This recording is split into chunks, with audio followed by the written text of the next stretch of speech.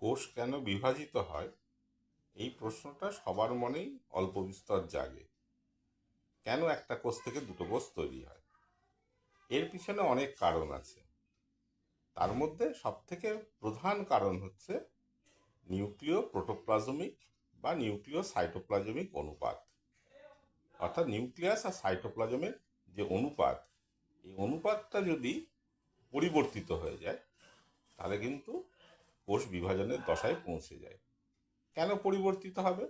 আমরা জানি যে নিউক্লিয়াসের আয়তন বাড়ানো সম্ভব নয়, কিন্তু প্রোটোপ্লাজমের বা সাইটোপ্লাজমের আয়তন বাড়বে। এবার দেখা যায় যে সাইটোপ্লাজমের আয়তন বাড়তে বাড়তে একটা এমন পর্যায়ে পৌঁছালো যে আর নিউক্লিয়াস সাইটোপ্লাজমের সমস্ত কাজকে নিয়ন্ত্রণ করতে পারবে না।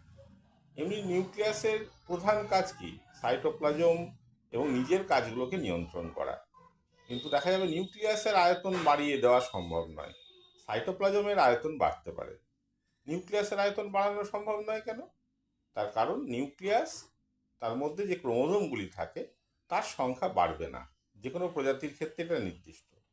আর ক্রোমোজোমের সংখ্যা বা আয়তন না বাড়ালে নিউক্লিয়াসটাও আয়তনে বাড়বে না, কিন্তু প্রোটোপ্লাজম বা সাইটোপ্লাজম কিন্তু আয়তনে বাড়তে পারে।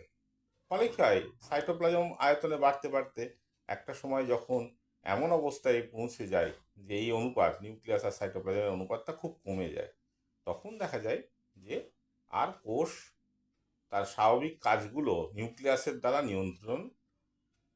নিয়ন্ত্রিত হতে পারে না। সেই সময় কোষটা বাধ্য হয়েই সাইটোপ্লাজমের পরিমাণ বেড়ে যাওয়ার পরে বিভাজন দশায় পৌঁছে যাওয়ার ব্যাপারটি ঘটতে থাকে।